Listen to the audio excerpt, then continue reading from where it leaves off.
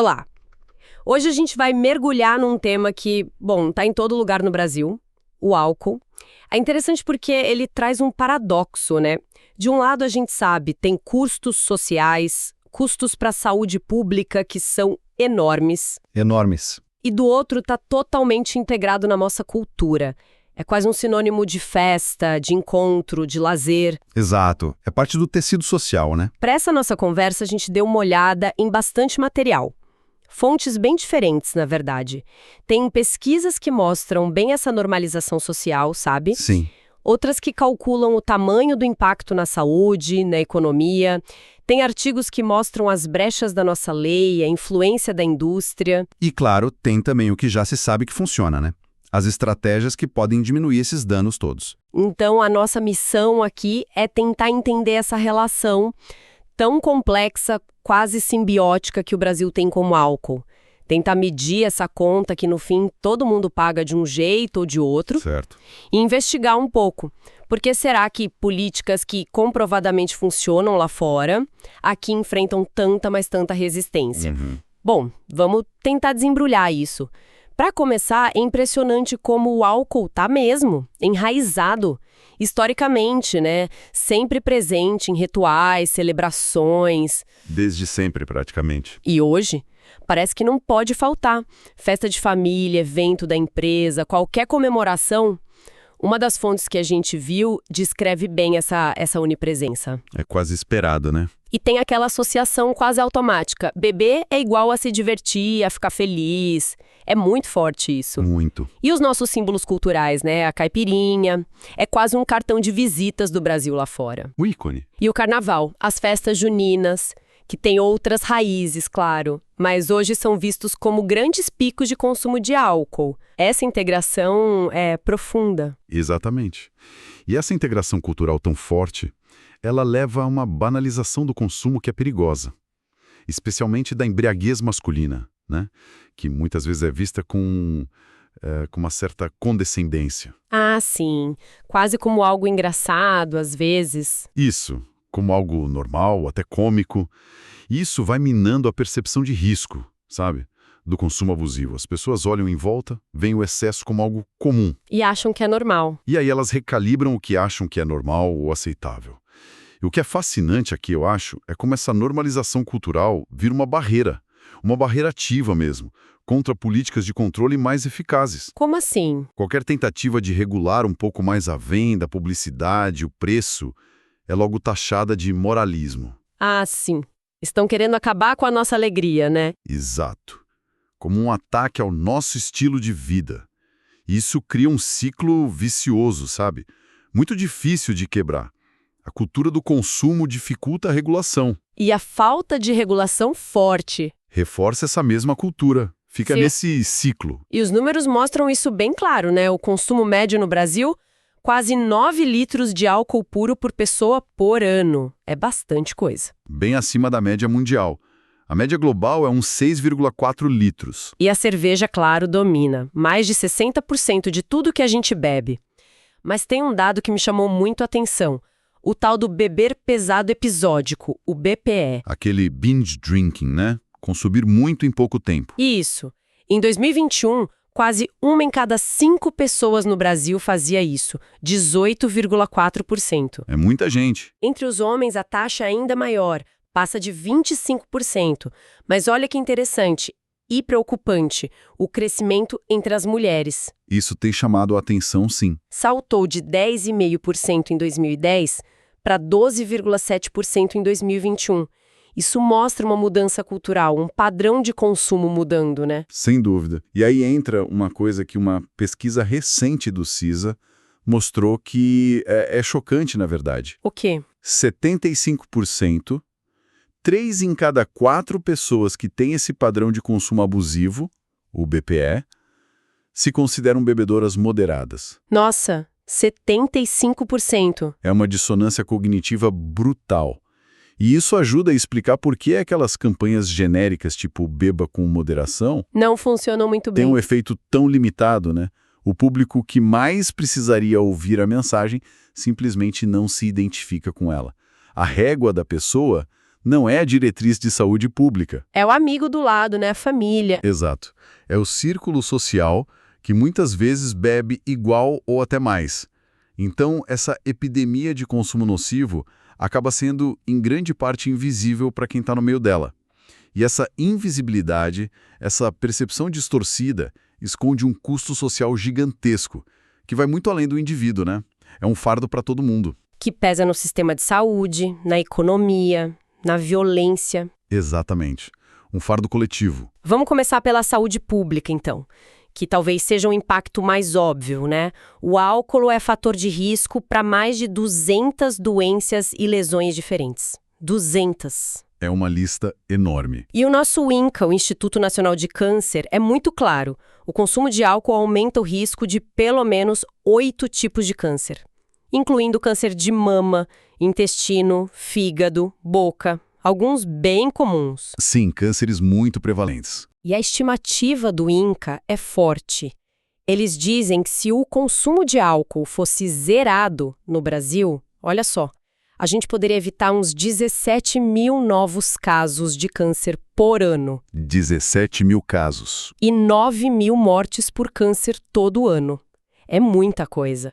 Falando em morte no geral, os números são assustadores. Em 2019, foram quase 105 mil mortes relacionadas ao álcool no país. 105 mil. Isso dá uma média de 12 mortes por hora.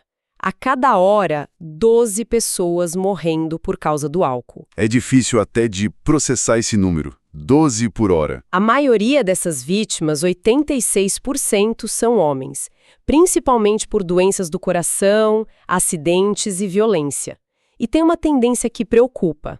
Parece que o consumo pesado até diminuiu um pouco em algumas idades, mas as internações no hospital por causa do álcool entre os mais velhos, 55 anos ou mais, têm aumentado. Agora vamos tentar, traduzir essa tragédia humana para dinheiro, para economia. Certo. Tem um estudo importante da Fiocruz com a Vital Strategies que calculou o custo total do álcool para o Brasil em 2019. E o número é 18,8 bilhões de reais, num único ano. 18,8 bilhões de reais. Exato. E desse valor todo, só 1,1 bilhão é custo direto para o SUS, para cobrir internação, procedimento, com verba federal. Só 1 bilhão para o SUS. Por exemplo, só o tratamento de câncer ligado ao álcool custou mais de 81 milhões em 2018. E a projeção é passar de 200 milhões até 2030. Mas espera aí, se o custo direto é 1,1 bilhão, de onde vêm os outros quase 18 bilhões? Aí que está o ponto principal. A maior parte, 17,7 bilhões, são custos indiretos. Basicamente, perda de produtividade. Ah, entendi. Gente que morre cedo, na idade de trabalhar. Gente que precisa se afastar por doença ligada ao álcool. Aposentadoria antes da hora. Dias de trabalho perdidos por internação, recuperação. Faz sentido. E ainda tem uns 47 bilhões em custos diretos da Previdência. Se a gente conectar isso num quadro maior, esses quase 19 bilhões por ano funcionam como um tipo de imposto oculto, sabe? Imposto oculto, como assim? Não é só quem bebe que paga essa conta. O dinheiro para o SUS vem dos impostos de todo mundo, de quem bebe e de quem não bebe. Verdade. A perda de produtividade afeta a economia do país inteiro. Então, no fundo, a sociedade inteira acaba subsidiando os custos que o consumo nocivo de álcool gera. A falta de ação, ou a timidez das políticas públicas, tem um preço muito alto. E quem paga somos todos nós. E a gente ainda nem entrou na ligação direta com violência e trânsito, né? O álcool mexe com o julgamento, diminui o autocontrole, pode deixar a pessoa mais agressiva. É um desinibidor, né? Pro bem e pro mal. Não é surpresa que pesquisas como uma da Unifesp associaram o álcool a metade dos casos de violência doméstica. Metade. 50%. É um dado muito forte. E em São Paulo, um estudo mostrou que tinha álcool ou outra droga em 55% das mortes violentas. Isso entre 2014 e 2015. Mais da metade. No trânsito, mesmo com a lei seca, que ajudou, claro, a situação ainda é feia. Em 2021, quase 11 mil mortes e 76 mil internações por acidente envolvendo álcool e direção. 11 mil vidas perdidas no trânsito por causa do álcool. Em um ano. E o perfil da vítima é muito claro, infelizmente. Homem jovem entre 18 e 34 anos. Tem um dado regional que me chocou, do Rio Grande do Sul. Em 2022, 44% dos motoristas que morreram em acidentes tinham álcool no sangue. 44%. O álcool funciona como um multiplicador de crises sociais. Ele raramente é a única causa, mas ele potencializa tudo. Entendi. Torna a violência doméstica mais provável, mais grave. Torna o acidente de trânsito mais letal. Agrava o efeito de outros problemas que a pessoa já tem, como transtorno mental, pobreza, desigualdade. Então, controlar o álcool? Exato. Controlar o consumo nocivo não é só saúde pública, é também segurança pública, é proteger a mulher, é segurança no trânsito, é até desenvolvimento social. Reduzir o problema aqui traria um efeito cascata positivo em várias áreas. E aí que a gente entra num contraste muito grande, né? Numa grande ironia regulatória. O Brasil é visto lá fora como um sucesso no controle do tabaco. A gente conseguiu. Sim, o caso do tabaco é exemplar. Implementamos medidas duras, proibição quase total de publicidade, aquelas advertências horríveis, mas eficazes nas embalagens, ambientes sem fumo. Isso mudou a percepção social do cigarro. Ele foi desnormalizado. Totalmente. Mas aí chega no álcool e parece que a gente esqueceu tudo que aprendeu. É um contraste gritante, realmente. A publicidade de bebida hoje lembra muito a do cigarro antigamente, né? Associando com sucesso, status, esporte, beleza, pegação, juventude. Exatamente a mesma cartilha. E a lei que deveria regular isso é, para dizer o mínimo, muito permissiva. É aí que a coisa pega de verdade. A principal lei sobre isso, a Lei 9.294, lá de 1996, ela só restringe a publicidade para bebida com mais de 13 graus Gay-Lussac, 13 graus GL. Que é uma medida de teor alcoólico, certo? Isso. Qual o resultado prático? Ela libera das restrições mais importantes justamente o que a gente mais bebe. Cerveja, vinho, as bebidas ice. Então, na prática? Na prática, como uma das fontes que a gente leu disse de forma bem direta, essa lei funciona como uma lei de liberação da publicidade da cerveja. Nossa, e teve gente que tentou mudar isso na justiça. Teve. Tentaram aplicar as restrições para bebidas a partir de 0,5 grau GL, que é o que está na política nacional sobre o álcool. Mas o STJ, o Superior Tribunal de Justiça, acabou derrubando essas tentativas. Ou seja... O resultado é que a publicidade da maior parte do álcool que a gente consome pode passar na TV em horário nobre, pode patrocinar evento esportivo, pode estar em todo lugar, atingindo crianças e adolescentes em cheio. E as consequências dessa publicidade toda, sem restrição, a ciência já mostrou, tem relação causal comprovada. Mais exposição à publicidade de álcool, mais consumo, principalmente entre os jovens. Que são mais vulneráveis a essa mensagem de estilo de vida, né? Exato. A indústria diz que a publicidade é só para brigar por marca, mas a evidência científica mostra que não. Ela aumenta o consumo geral do produto mesmo. E essa falha se repete nos rótulos, pelo que eu vi. Sim, a legislação é toda fragmentada. Um pedaço com o Ministério da Agricultura, outro com a Anvisa, outro com o Inmetro. E o foco é informação técnica. Ingrediente, glúten, volume. Mas comunicar o risco para a saúde? Nada. A única coisa obrigatória é aquela frase... Evite o consumo excessivo de álcool. Que a gente já viu que não funciona muito bem, porque quem bebe demais não acha que bebe demais. Exatamente. É uma advertência inócua, na prática. Então, por quê? Por que essa situação continua assim há tanto tempo, mesmo com toda essa evidência dos danos? Olha, as fontes que analisamos são bem diretas nisso.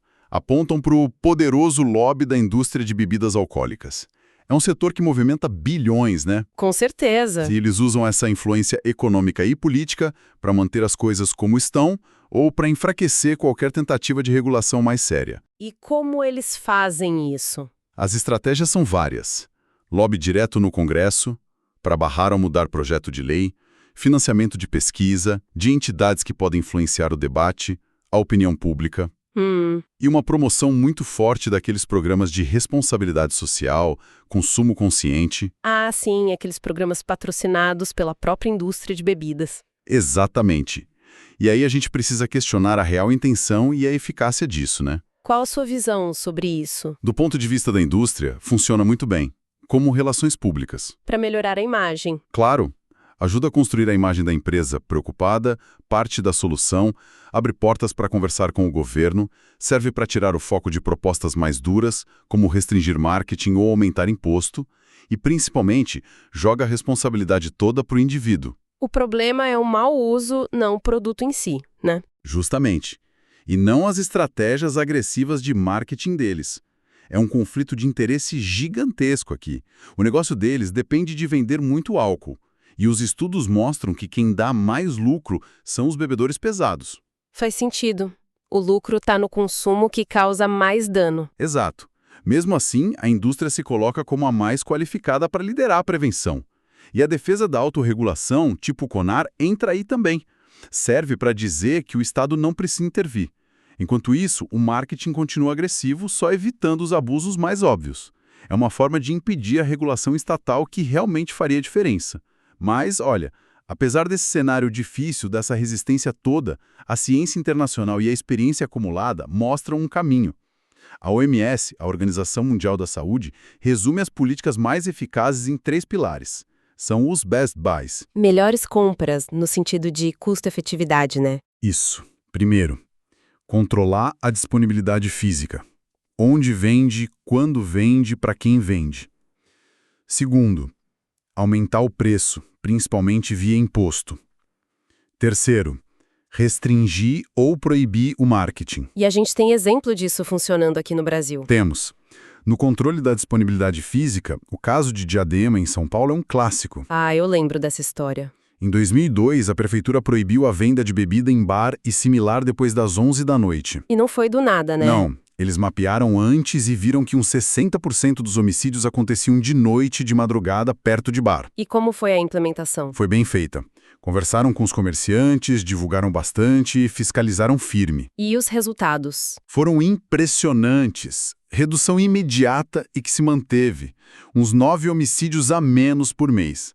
Caiu também a agressão contra a mulher. Um estudo calculou que evitou 273 mortes nos primeiros 2 anos. Nossa. E o mais legal, a população aprovou 83% de apoio. Diadema virou modelo. Baixo custo, alto impacto.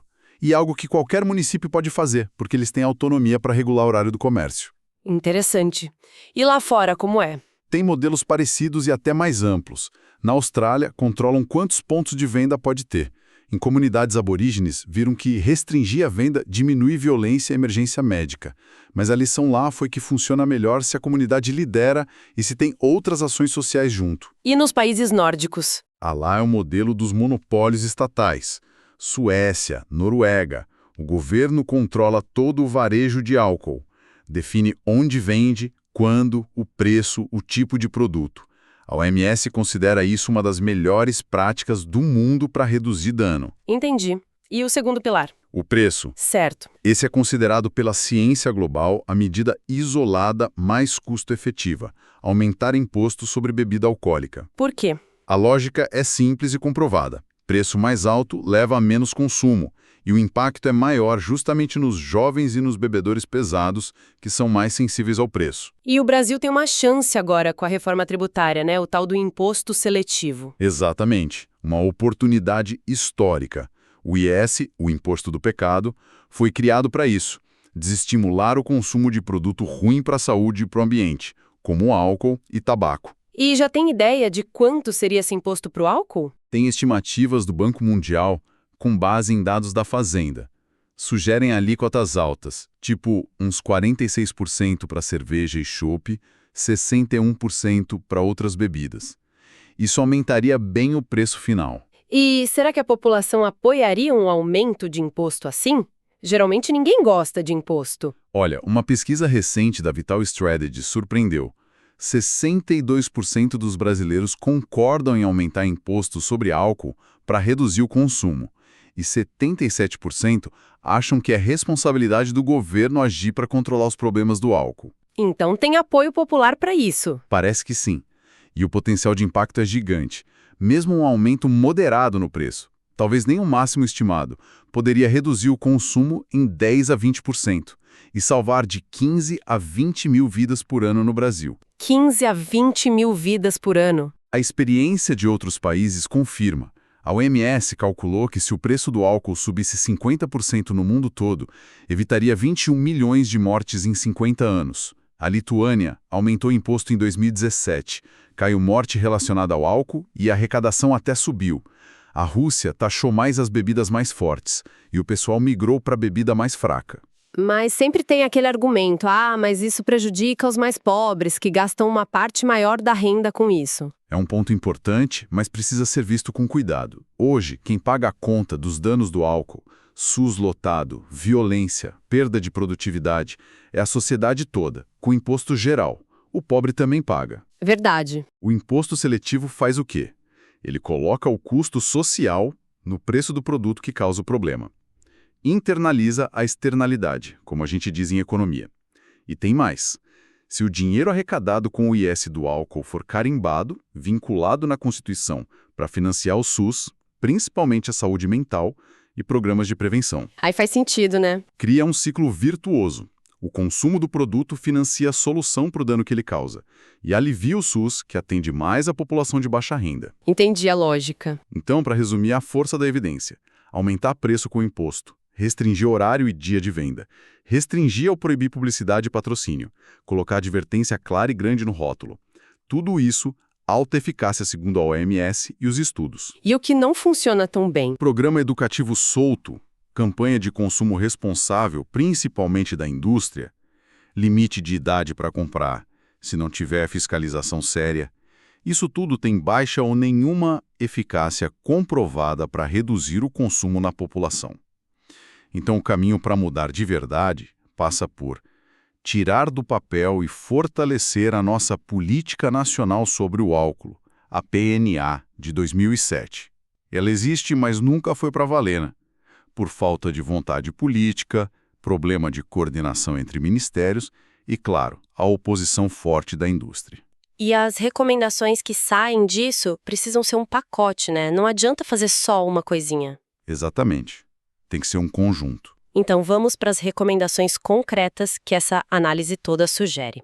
Primeira, reformar urgente a Lei de Publicidade e Rótulo. Essencial. Mudar a Lei 9.294, baixar aquele limite para restrição de 13 graus GL para 0,5 graus GL, igual tá na PNA, para pegar cerveja, vinho, ice, tudo. Tem que unificar isso. E junto, colocar advertência sanitária no rótulo, com foto, com texto forte, igual no cigarro, falando do risco de câncer, de doença no fígado, de dependência, de violência, de acidente. Comunicação de risco de verdade. Segunda recomendação.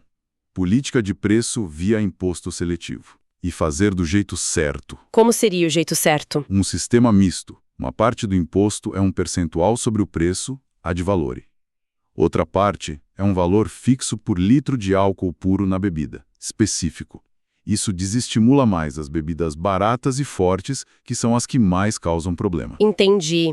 Para não ser só um imposto sobre o preço, mas também sobre o teor alcoólico. Exato. E o mais importante, vincular na Constituição uma parte do dinheiro do IES do álcool para o SUS focar na RAPS, a Rede de Atenção Psicossocial, e para programa de prevenção e tratamento. Terceira, ampliar o controle da disponibilidade física. O governo federal podia criar um programa para ajudar os municípios, com dinheiro e apoio técnico, a fazerem o que Diadema fez, restringir o horário de venda. Um incentivo para replicar o que deu certo. E também regular melhor onde pode vender. Proibir imposto de gasolina, perto de escola, usar o zoneamento da cidade para limitar bar e loja de bebida em área que já tem muito. Controlar a densidade, a localização. Quarta recomendação. Fortalecer muito a rede de cuidado e prevenção. Isso significa mais dinheiro para RAPS, principalmente para os CAPS-AD, que cuidam de álcool e drogas no SUS. Que são a porta de entrada para o tratamento, né? Exatamente. E também colocar o rastreamento do uso de risco de álcool na rotina do posto de saúde. Usar um questionário rápido, tipo audit, para identificar cedo quem está bebendo demais e fazer uma intervenção breve. Para pegar o problema no começo. Isso. E, claro, apoiar e ampliar as estratégias de redução de danos. Oferecer cuidado e diminuir risco para quem não consegue ou não quer parar de beber. E a quinta recomendação, que você disse que era a mais difícil. Blindar as políticas públicas da interferência da indústria do álcool. Como faz isso? Tem que regulamentar como o governo interage com o setor de bebidas, regra clara de transparência, registrar reunião, evitar conflito de interesse, parecido com o que já existe para o tabaco, no artigo 5.3 da Convenção Quadro. Certo. E os órgãos de saúde e pesquisa do governo têm que recusar parceria e dinheiro da indústria do álcool para fazer prevenção ou estudo. Tem que reconhecer que o conflito de interesse ali é fundamental, não tem como resolver. Entendi. São recomendações fortes. E, repetindo um ponto, o maior desafio no Brasil hoje talvez não seja nem criar lei nova. A PNAD de 2007 já tinha muita coisa boa. O difícil é construir a vontade política e a estrutura para fazer acontecer. Um comitê entre ministérios que funcione de verdade, com meta, com indicador, com transparência. Exatamente. Sem isso, a gente corre o risco de continuar patinando preso naquele paradoxo do começo. Então, o que fica de tudo isso? A gente volta para o paradoxo que abriu a nossa conversa, né? Uma cultura que abraça, que celebra o álcool em todo canto, convivendo com um custo humano e econômico brutal. 12 mortes por hora. Quase 19 bilhões de reais por ano que a sociedade perde. A gente tem um monte de solução que a ciência mostra que funciona. Mexer no preço, na disponibilidade, no marketing. Soluções comprovadas. Mas essas soluções continuam esbarrando numa lei cheia de brecha, na falta de implementação de verdade e na influência forte de interesses comerciais. Interesses legítimos, claro, mas que vão contra o interesse da saúde de todo mundo. E isso deixa a gente com uma reflexão final, talvez um pouco provocadora. Considerando o tamanho do estrago, 12 mortes por hora, 18,8 bilhões por ano, e a clareza que a gente tem sobre o que funciona. E que essas soluções são bloqueadas por interesses comerciais. Exato. Será que a pergunta principal ainda é o que fazer? Ou será que a pergunta agora é por que a gente ainda não fez? O que realmente precisaria acontecer para a saúde pública, para o bem-estar da população, finalmente prevalecer sobre os interesses comerciais quando o assunto é álcool no Brasil?